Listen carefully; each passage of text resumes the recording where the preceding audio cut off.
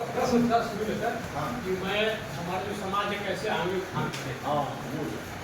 Mic ले लीजिए साहब। ठीक है ठीक है सर, ठीक है आप ऐसे ले लीजिए। तो आज जितने लोग यहाँ बैठे हुए हैं, हमको लगता है सारे लोग नौकरी पेशा करने वाले लोग, और मैं जहाँ तक देखा हूँ सारे लोग समाज में काम करने वाले लोग हैं सर। नौकरी पाए हैं तो नौकरी भी करते हैं और समाज में भी जाके काम करते हैं। लेकिन गवर्नमेंट शासन है, सरकार है, वो निजीकरण करके नौकरी हम लोगों से छीन, ना नौकरी रहेगी ना हम काम कर पाएंगे, क्योंकि जब हमारे लोग नौकरी नहीं करेंगे तो फिर वही मजदूरी में अपना व्यस्त हो जाएंगे सर। तो जो स्थितियाँ मेरी पहले थी आज भी आ सकती है। तो मैं यही चाहूँगा सर कि जो निजीकरण है, निजीकरण को रोका जाए और जो सरकारी नौकरियां हैं उसको बहाल, क्योंकि जब तक हमारे पास पैसा रहेगा तभी हम चलेंगे सर। पैसा नहीं था हमारे लोगों के पास नहीं चलते थे।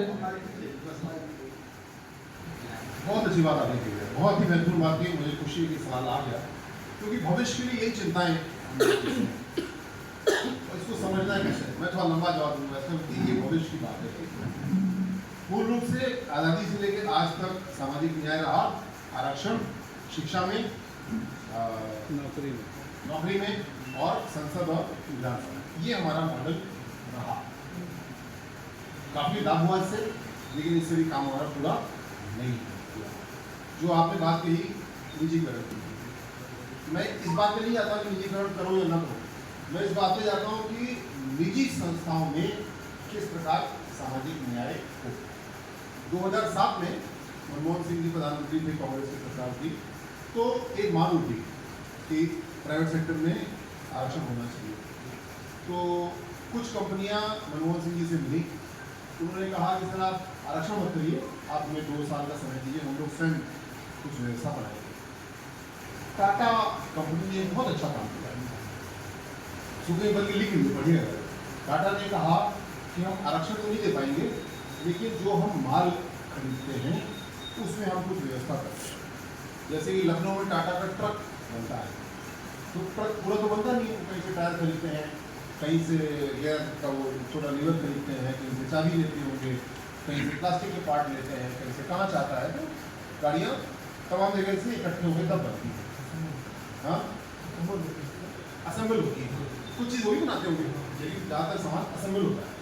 तो उन्होंने कहा कि मैं 15% सामान एससी कंपनी से लूँगा और 7.5% सामान एसटी कंपनी से लूँगा। तो टाटा की कंपनी से जो ट्रक निकलता है उसमें 15% और 7.5% एससी और एसटी कंपनियों के पास जाता है। कंपनी मतलब वो कंपनी जिसका एमडी और मैनेजिंग डायरेक्टर और ये सब उसमें परिभाषा दी जाती है, किसको मानेंगे कि एससी और किसको मानेंगे कि एसटी है। तो उन्होंने आरक्षण तो नहीं दिया, लेकिन उन्होंने एक दूसरा काम कर दिया, और साथ साथ उन्होंने ये भी कहा कि हम कोई क्वालिटी पे कॉम्प्रोमाइज़ नहीं करेंगे। सही जाहिर बात है, जो टाटा का प्रोडक्ट बना रहा है वो खराब नहीं बनाएगा, बोलेगा तुम्हारा माल सही को लूँगा, नहीं तो नहीं लूँगा, और माल खराब है तो तुम्हें सुधारने का मौका भी दूँगा। और पिछले करीब 7-8 साल से ये पूरा प्रोजेक्ट बड़े अच्छे से चल रहा है टाटा का। एक दूसरा उदाहरण देता हूँ आपका, एक नई एयरलाइन है आकाश, उसकी एक मार्केट 10-15% का शेयर है। वो एक महिला है नीलू खत्री, जो एयरफोर्स से रिटायर्ड है।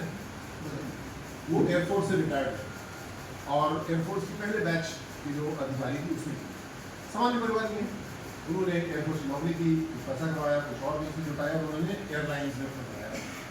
आकाश एयरलाइन ने कहा कि मैं हर पद पे 50% महिलाओं को रखूँगा या रखूँगी। वहाँ पे जाओ तो जो एयर होस्टेस जो वाईजाग में थे, आधे लड़के होंगे, आधे लड़कियाँ होंगी। पायलट आधे लड़के, आधे लड़कियाँ। ग्राउंड स्टाफ जो एक्सरे करने वाले, हर लेवल। उन्होंने ये नहीं कहा कि मैं एयर होस्टेस महिला कर दूँगा और ये महिला कर्मी पुरुष, ना, उन्होंने कहा मुझे हर पद पे 50% पुरुष और स्त्री करना है। ये सुन के कैसा लगता है? अच्छा लगता है। टाटा वाला उदाहरण, हमारी सरकारी कंपनियां हैं, वो निजीकरण करने क्या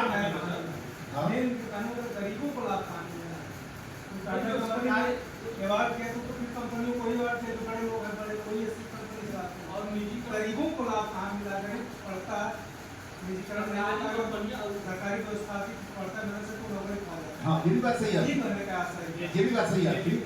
देखिए मैं आपको ये निजीकरण का विरोध है या इस प्रकार का विरोध है, मैं आपको आगे के लिए बता रहा हूँ। जैसे ये कंपनियां कर चुकी, अब हमको इन कंपनियों को प्रोत्साहित करना है कि भैया आप और कुछ करो। ठीक है सर, जो सरकारी संस्थान है उनको प्राइवेट करने क्या मतलब?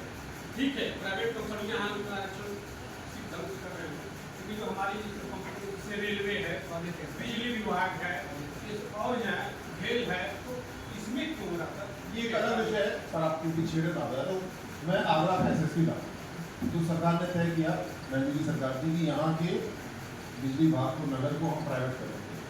और गुजरात की कंपनी टोरेंट, उसने टेंडर जीत लिया। मैं करीब 1.5-2 साल रहा वहाँ पे, मेरा आधा समय लगता था टोरेंट को फिटने से बचने के रोकने के चक्कर में। क्यों? क्योंकि वो बंच केबल डाल रहे थे और सब जगह पड़ रहा है, तो फटिया सबकी हट रही थी, फिर वो मीटर लगा रहे थे, ज़्यादा बिजली आती है।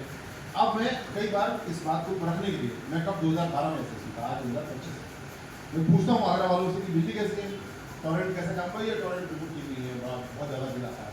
तो मुझे टोरेंट को हटा के वापस कर दे, नहीं वापस नहीं करो, टोरेंट ठीक है, वो हमें बिजली विभाग का सिस्टम नहीं चाहिए, वो तो बहुत अंतर। आप भी कोई आगरा में जरूर पूछिएगा उससे, मेरी बात को वेरीफाई करिएगा कि क्या वो सरकारी विभाग चाहते हैं, क्या वो निजी चाहते हैं। अब निजीकरण भी आसान काम नहीं है। अभी बिजली विभाग की कितनी शिकायतें आ रही गाजीपुर में, और एयरटेल की कितनी शिकायतें आ रही हैं। आप में से यहाँ चॉइस है, बीएसएनएल भी है और एयरटेल भी है, आप बीएसएनएल खरीदते हैं? नेटवर्क नहीं है। हाँ, तो क्यों? क्योंकि वहाँ जो सरकारी कर्मचारी रखा गया है वो काम नहीं कर रहा ठीक से, वो छुट्टी भाग जा रहा है, माल बेच दे रहा है, एयरटेल में माल बेच के दिखा है, समझ देगा उसका। सरकार की कार्रवाई तो करनी चाहिए। नहीं, कर्मचारी तभी तभी तो जो कर्मचारी काम नहीं प्राइवेटीकरण सरकारी कर्मचारी को वजह से